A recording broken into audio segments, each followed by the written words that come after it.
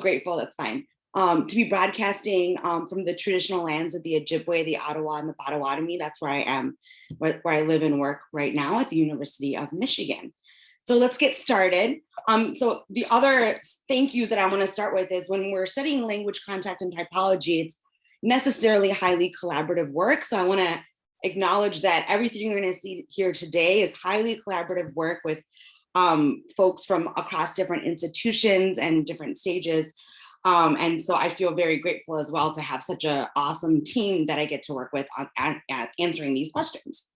But I'm going to start first with sort of a big question, which is something that I've been thinking about a lot, which is how should we characterize languages in a typological sense when it comes to constituent or word order? And so the traditional way that people have done this is categorical. So you might, think about categorizing languages as being either having free word order or fixed word order, or having flexible word order or rigid word order, things like that. But what we know and what we've known for a really long time is that even in languages with so-called free word order, the orders are differentiable in those languages. And even in languages with so-called rigid word order, non-canonical or non-basic orders are under-described, and there's a lot of variation that's left to be explained. And so this is something that, like I said, a lot of folks have been thinking about for a long time. And so something that I've been working on and a lot of other folks have been thinking about too is going from this categorical approach to a gradient approach when it comes to describing flexible constituent order. And so the idea is that instead of putting languages in one box or another, we can put them along a cline from more flexible to less flexible. And this can be operationalized in different ways. So this is like where we're going to get to the psycholinguistics part. And so one of my collaborators, Natalia Levshina, has done this by looking at entropy in corpora. So characterizing languages that are more flexible, that's operationalized in her approach as having higher entropy, less flexible, lower entropy. And what I'm going to be talking about is comparing languages that have smaller difference in acceptability between orders with languages that have a bigger difference in acceptability between orders. So that's like the operational sort of definition of flexibility here, and that can apply across languages. And I just wanted to give you sort of what the theoretical approach was right away before we get into the methodological concerns in more detail. If you're interested in this, like I said, this is something that I was really excited to see a lot of people coming from different theoretical approaches and methodological approaches, disciplines, have been thinking about. So we recently wrote a consensus paper that's under revision right now, but we have a preprint up called Why We Need a Gradient Approach to Word Order. So if you're interested, take a look at that for a lot more of the details of what's motivating this, because I don't have time to tell you right now. But let's get to this, question that I want to talk about today, which is using psycholinguistic methods to answer questions about syntactic typology and language contact, which, as Jill said, is one of my favorite topics or things to think about. So what are my goals here? So one of my goals is to make cross-linguistically valid comparisons, which enrich the descriptions we already have and lead to more targeted questions. And I'm also interested in understanding the dynamics which have led to the current typological patterns that we see, contact-induced change in particular.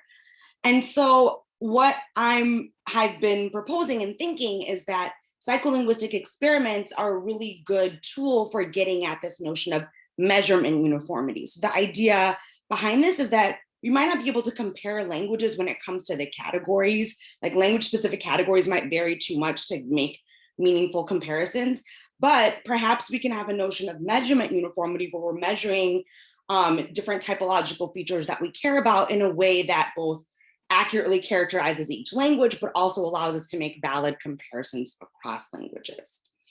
So how do we do this? Well, folks have been doing this, looking at individual experiments and small scale comparisons and connecting them to larger typological patterns that we see. And that's kind of what I'm going to show you today. And these, complement the information that we get from large scale corpus studies, which make use of psycholinguistic explanations, but don't necessarily directly test them all the time. And what's really important here and what's crucial for our special, theme at AmLab is that doing this requires us to include and center understudied languages in our methods. All right, So from the methodological perspective, like when I'm trying to find like what's the method I want to use, my goals are to find as similar as possible experiments that can be conducted across a variety of languages and hopefully on a large scale. It's a small scale right now, but we're hoping to get to a large scale. And also a measure that we can complement with findings from corpora and other psycholinguistic measures.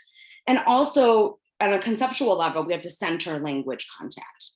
However, the traditional methods of doing psycholinguistics, and this is something that we found in our group, aren't always sufficient. Well, why? They weren't made with linguistic diversity in mind. And so as psychologists and psycholinguists were aware of this idea of weird participants, right? So participants that come from Western, educated, industrialized, rich, democratic societies. And so something that one of my collaborators and I have talked about, or that we proposed, sort of in a paper, was how in psycholinguistics, it seems like we have an overrepresentation of wispy languages or wispy varieties. And so we're calling those varieties of or languages that are written, institutionally supported, standardized, and prestigious. And so importantly, right, this isn't just something that applies to a language at whole, but it can apply to a variety of a language. So we can study English, but we have wispy and non-wispy varieties of English that we could study. And we know that the ones that are more wispy are the ones that are more overrepresented in psycholinguistics. And that's just a picture of my collaborator, Jordanis Sederos, who's a co-author on that paper. And of course, this has been noted. So here's a great figure from a paper by Anand Chung and Wagers. Now it's 10 years old. And even looking at the titles at AmLab, like this, for this session, we know, I hope that this graph would look different if we did it again today. And I think we made a lot of progress. But what we noted when we were looking at this graph is that, we have this overrepresentation of certain types of languages when it comes to what languages are studied. But also if we had dug even deeper, I think we would find an overrepresentation of certain types of varieties and participants as well.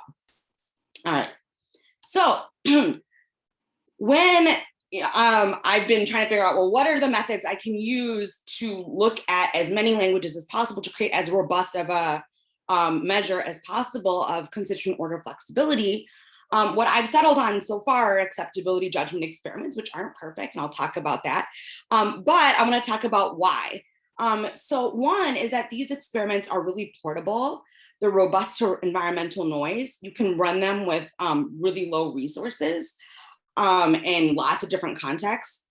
We can compare constructions, participants, languages, and varieties. They yield gradient results. We can make fine-grained comparisons. We can also use this to document along with asking targeted questions. And I don't have that data for you in the talk, but I can tell you more about that if you're interested. And it doesn't take that much time from participants, which is important when we're trying to do experiments in non-lab context in sort of non-canonical situations. And so, for example, all the experiments that you'll see today took between 15 and 45 minutes, including rating sentences and doing a language background questionnaire or interview. So that's something that's really important when we're trying to create a robust method that we can use at a typological scale. So today I'm going to talk about typology. Don't have time to show you the contact data, but if you're interested, I have it here so I can talk about it afterwards. So we're going to look at 6 different experiments comparing these 6 different languages. Let's just talk a little bit about, so we're going to look at flexible constituent order flexibility. We're going to compare these languages in terms of how flexible they are. So let me just start with an example of what I mean by constituent order flexibility. And I'm going to use my language, Malayalam, the language I grew up speaking. And so here we have 6 sentences. Anina Chaya Kulichu is the SOV order of that sentence. And all these sentences mean Onion drank that tea. These are all these orders are grammatical, attested, and have the same truth conditional meaning. But of course, they're not completely interchangeable, right? So SOV is the canonical order, and I'm defining that as the discourse neutral, intonationally unmarked order. We have different intonation associated with those non-canonical orders. In Malayalam, this is mostly a spoken language phenomenon, so you're not going to see this in written language corpora, for example. And verb initial orders with both arguments are really infrequent. We don't have a corpus, but we have a little database study that is the closest that we can get to, and that tells us that. And there's also subjective frequency that we can use too. So what do we know when we're thinking about canonical orders versus all these other orders? What are our, what do we know about from the psycholinguistics literature? Well, we know kind of a lot because people have studied flexible constituent order, thank goodness. And so we have, I want to just, this is like the tip of the iceberg, but I want to give you some ideas about the behavioral neural findings with regard to non-canonical constituent orders. And so people have found, if you compare canonical orders to non-canonical orders, like there's an SOV versus OSV order in Korean here in number 1. We find slower reading times, sustained anterior negativity associated with working memory demands, and also reduced acceptability. And what some people have noted is that these behavioral neural measures are analogous to the types of difficulty or processing effort that we see with WH dependencies in English, which is kind of good news because that's a very overstudied or highly studied phenomenon. All right, so we know that non-canonical orders result in increased processing effort and lowered acceptability as compared to canonical orders. And I want to say, right, acceptability can reflect a lot of things. And one of those things includes processing effort, but also can reflect conventionality, plausibility, and it cannot be fully extricated from language ideologies. And so for me, that's not just okay, but that's good, because these other factors are relevant for language use and for language change. So what I'm really getting out of this is sort of a more holistic view of what the status of these orders is. And like I'll talk about later, there's other more fine-grained like online processing measures that we can use to sort of drill down into the processing unfolding of these orders. And like acceptability is one tool, all right? So for all the experiments you're gonna see, participants rated all 6 logical orders of animate subjects, inanimate objects, and transitive verbs. These happen to be agents and patients and verbs. And we kept that consistent on purpose. And so if you prefer APV to SOV in your typology, you can replace everything with that if you want. So the experiments had a 1/6 design, and when we do stats on the individual languages, we use canonical order as a reference factor. And items were counterbalanced across 6 lists using a Latin square design. There were either 4 or 5 items per condition, depending on the experiment, always a 2-to-1 filler ratio. And participants heard, it was all audio stimuli. We only have spoken languages here, but we don't use written stimuli in these experiments. So participants heard audio stimuli presented once, and then they had unlimited time to rate, but they could only hear the sentence once. All right, so here are just some examples from some of the languages. Participants rated on a 1 to 7 Likert scale. All right, so I want to talk a little bit about what we need to think about, or what we've thought about and encountered when designing items across languages, or coming up with sort of a program or a set of heuristics for doing this across languages. So obviously the first thing to do is refer to literature if it exists, but in a lot of cases, it doesn't exist for either the language or the variety of the language that we're interested in. And so it's really necessary to work with community members in experimental design and implementing the experiments for this reason. And so what we've done is making sure that the nouns and verbs in our experiments for these critical items have high frequency or high subjective frequency, if that's the best that we can do. We use coherent events, keep things culturally relevant, but doing that, keeping audience in mind. So for the contact experiments, we have people who are in diaspora contexts versus non-diaspora contexts, or learners versus non-learners, urban folks versus rural folks. So we want to think about what cultural relevance means and how it applies across these contexts. We keep length of subjects and objects consistent because we know that matters from the research. For definiteness, we use what sounds more natural in the canonical order, and then we stick with it across orders. We don't have that as a confound, although we know that there are ordering effects when it comes to definiteness and ordering. It's important to learn about, if possible, ahead of time, or at least afterwards, the metapragmatic salience of constituent order. So like Are certain orders, they have social meaning? Are they something that are highly, people have high metalinguistic awareness of? We make genre register clear. I was excited to hear that we had a talk that was talking about genre register. It's really important. So we make that clear in the instructions that we're talking about conversational everyday language. And we do that for each of the different experiments so that, people are at least keeping that sort of thing in mind. Because we know that flexibility and even what canonical order you might have in a language can vary based on that. And so that is both in the instructions, but also reflected in the items that we choose. Because we have these audio stimuli, we keep prosodic contours consistent across conditions, something that we check in Prot. For ungrammatical sentences, this always comes up. We have to pick a natural sounding prosodic contour and stick with that.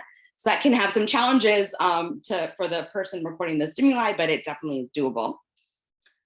And the final thing that comes up a lot is discourse context. So the specific relationship between discourse context and ordering preference for all of the 6 logical orderings of subject, object, and verb is not known for most languages, even languages that are pretty well studied. And so in order to reduce the number of conditions, that's one reason we didn't include any discourse context. But the other reason that's important is that we know from other work that context should just increase acceptability. So we have like a sort of a priori idea of how that would affect items across the board. But to what degree that would happen for each language likely varies across language.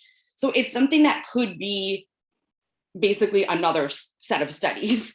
And so right now, to keep things, to be able to do this, this is how this is the decision that we've made. And for some of these individual languages, we have done separate studies looking at that. All right, so really what we're talking about then, right, is something that's pretty specific, not just constitutional order flexibility, but flexibility of spoken sentences with high frequency agents, pages, and verbs in a conversational register without discourse context and distributed amongst many fillers of varying acceptability, length, and sentence structure. All right, so this is where we get to, all right, there's a lot of,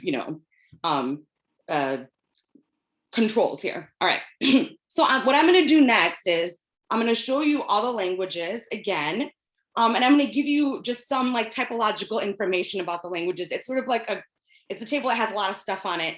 So I wanted to warn you before I did it. But what you might be thinking about is, well, okay, what's relevant for constituent order flexibility? And so one thing that we know is relevant is figuring out who did what to whom.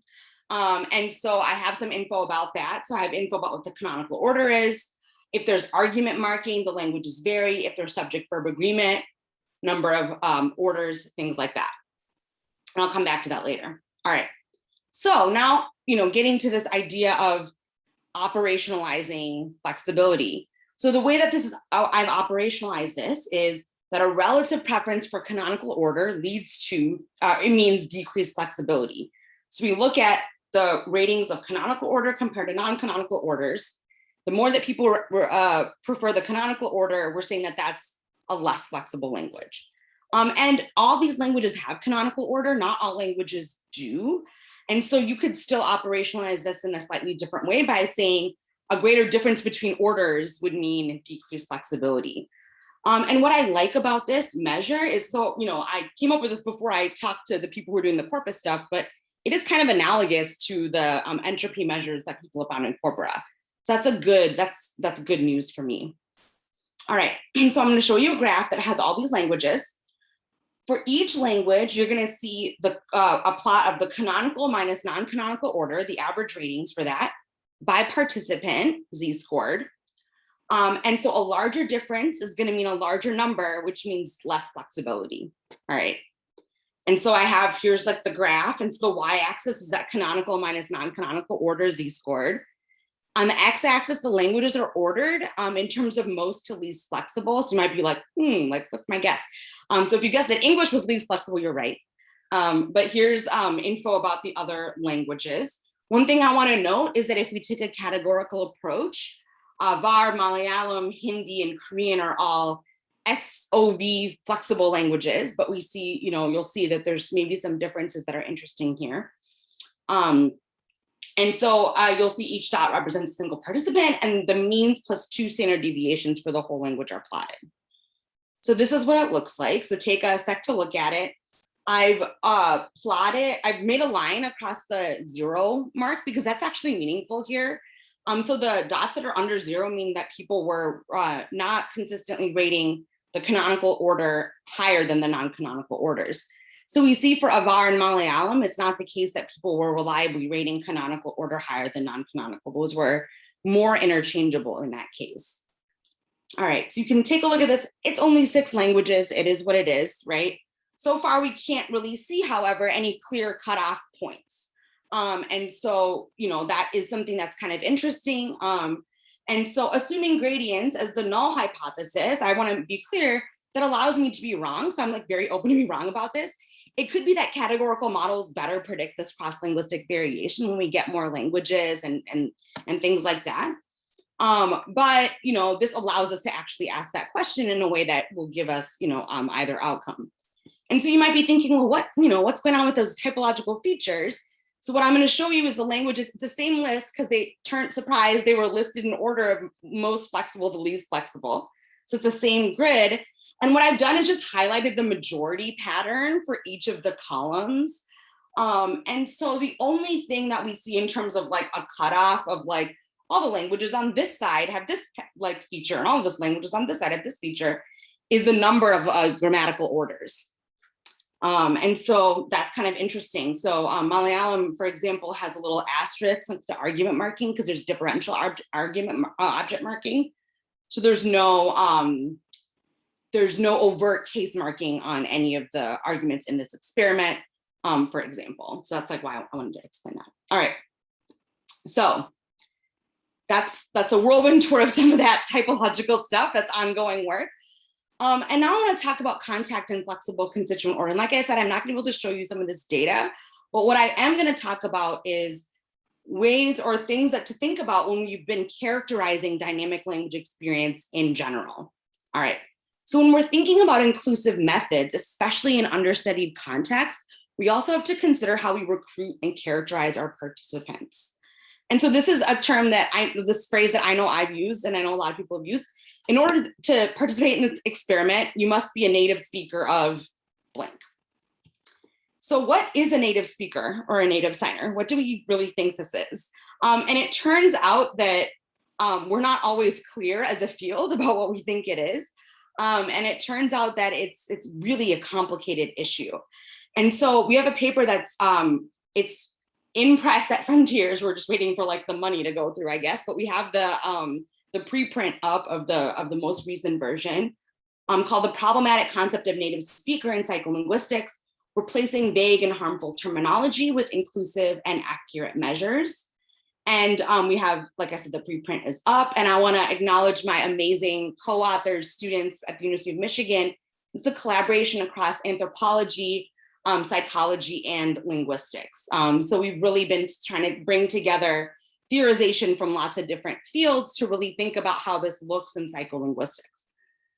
So what we know is our sibling fields have long problematized this idea of native speaker, showing that it's associated with a lot of different things, including hegemonic monolingualism, ideas of like essentialism or linguistic purism. And so at that question of, are you a native speaker of whatever language? This is something that for me personally is a very stressful question to answer. And I know a lot of other people feel this way too. So it's a loaded question that's about an essentialist construct. And it's connected to lots of things like identity, socially constructed ability, exposure, access, which are often influenced by forces that are outside of an individual's control. And it often implies a ton of different things that we don't necessarily want it to imply, like being able to being monolingual, neurotypical, literate, or schooled in that language, that being the dominant language, that being the language that you belong to most culturally, the language you use most or earliest learned, right? And in most cases, this isn't covered by one language or variety. It's particularly relevant in the case of understudied languages and understudied varieties. And so this has been a way that's helped me to think about what I think about this. So hopefully it's helpful for you. So we can think about native speaker as either an idealization or an ideology, right? And so I think sometimes we sort of assume that's an idealization. This assumes that there's sort of a thing of native speaker knowledge that is there available to be measured. And we just have to sort of get rid of these other like sort of nuisance factors, and then we'll get at it. And that is in opposition to this idea of, or this way of thinking about it, which is an ideology.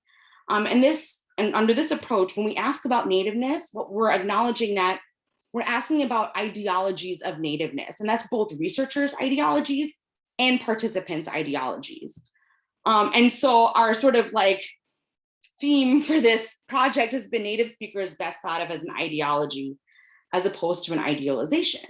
So we can think about, as psycholinguists, are we really studying native speakers? Sometimes we are, right? Because sometimes we are studying how that, that ideology, or people who have that ideology, how that affects their perception of things or stuff like that. That could be relevant. And in those cases, that's sort of a different question. But I know for me, in lots of cases, I've used that term and when it wasn't actually what I wanted to talk about. So what I want us to think about, what I've been thinking about, is who are we systematically excluding when we're recruiting using this term? What is the population we actually want to target, and who are we actually end up targeting when we're doing this? Are these groups being characterized in a comparable way? This is something that people in the bilingualism literature have really thought about a lot, of like how we talk about so-called monolinguals versus bilinguals. And what types of language experience really matter for our studies? And so here's some best practices. We have a lot more in the paper. So one is asking targeted questions when recruiting. We have like a list of options. Being explicit, so characterizing those latent variables, which is really what we care about when it comes to how language experience might affect linguistic behavior and knowledge, given the relevant social context. And another thing that we're working on right now is arguing for using continuous measures of language experience as opposed to categorical ones. We want to consider how control groups are constructed and ensure comparisons don't reinforce deficit perspectives, especially deficit perspectives towards monolinguals, minoritized folks. And what we're hoping is that this can lead to more explicit theorization in general about how language experience might mechanistically influence linguistic knowledge and behavior. So that sort of should trivially follow from being more explicit, I guess. But one thing that's important to acknowledge is that this requires structural changes. So I know people who have said, well, I use that term because my reviewers make me use it. Or they ask, why didn't you recruit native speakers or something like that? So we know that it's not going to be something that just individuals, on their own are going to be able to make that shift. It'll be something that requires, different types of shifts. So our suggestion is in the general sense, when we're just describing people, we can just say speaker or signer. We don't have to use these things, and we can just be more explicit. And of course, there's much more detail in our paper. But what I want to go into is a case study specifically looking at how recruitment questions might affect our population pool that we get in experiments. And so we, this is a follow-up to this thing that's an in-prep study. So we did an experiment about, the Hindi-Urdu experiment that you saw before, and participants did a language background questionnaire. And then at the end of it, they were asked, do you consider yourself a native speaker of Hindi-Urdu? Yes or no? Do you consider yourself a native speaker of English? Yes or no? All right. And this is a project in correspondence with Loretta, especially, who's the first author on the other paper as well. Matthew Kramer and Rio Crathie, who's an undergrad at UT Austin. Loretta and Matthew are students at the University of Michigan. And so I want to show you what happened when we asked these questions. So 31 participants said no to English, yes to Hindi-Urdu. That's fine. 16 participants said yes to both. I think most of us would be like, that's chill too. 12 participants said yes to English, no to Hindi-Urdu. But then when we looked at their language experience, criteria, all of these participants clustered with the others in terms of their responses on continuous measures of language use and experience. So this was really not reflected in even their self-reported language use and experience. And what I really want to highlight is the 8 people that said no to both. And those were the only 2 languages that were part of these people's linguistic ecology, right? So it wasn't like they were like, no, I'm actually a native speaker of Tamil or something. They were like, no, I don't consider myself a native speaker of anything, all right? And this is something, this is something that I think we really want to think about. It connects to ideologies of languagelessness. We don't want to put our participants in a position where they're really thinking of, I don't feel like I have a connection to any language in this way. So that's something that I just wanted to highlight. And all these people really belonged in our study. And how do we know that? Well, we clustered our participants based on, so this is just like the dendrogram of like everybody, based on their responses to continuous questions about language experience and use. And we found that there were 3 clusters, maybe 8, but 3 was a little bit better. I can go into details on this later if you have interest. This is mostly Loretta's work as well, or like she's the one who took the lead on this. And so these clusters, differed in terms of, these their self-reported ratings on, how much they hear the language, speak the language, now and as a kid. And so what we wanted to do is see how these clusters mapped onto 2 types of categorical measures. So one is native identification, and the other is residential history. And what we found is that residential history better corresponded with the clusters in self-identification of nativeness, but in both cases, it was not a good match. So the corrected RAND index was very low, close to 0. It was like 0.2 or something for residential history and 0.1 something for native identification. And so that makes sense, right? What we really cared about in this experiment was how language experience might influence ratings, not whether participants' ideologies about language experience might influence ratings. All right, so I just wanted to give a demonstration of this. Okay, so now I'm going to wrap up here. So here are some future directions of this study, of this big project. I've only given you little pieces here. So one, for the typological part, of course, is getting a balanced sample of languages. We have some more on the docket, but that is the next step, is really thinking about that more than a convenience sample, which is what this is right now. And what we've already started is triangulating with other measures, particularly measures of online processing. And what we've done is started looking at pupillometry, although that paused due to the pandemic. But we presented about this at AmLab last time, and I only have like 1 minute, so I'm just gonna skip past that. You can look at our AmLab poster from last time or ask me questions about it.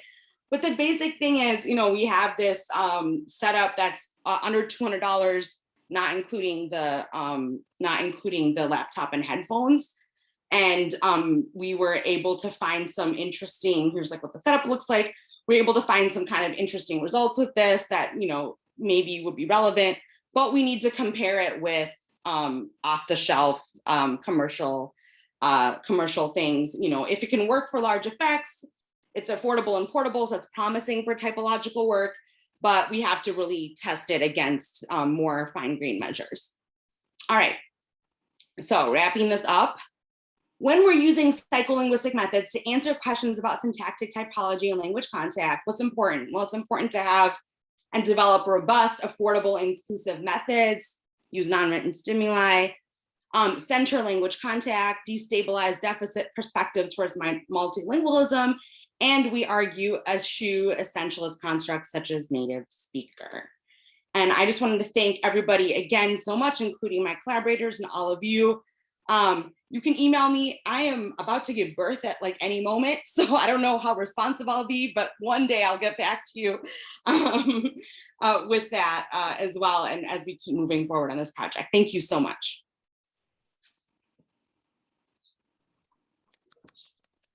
All right, thank you, Savi, for a very exciting talk.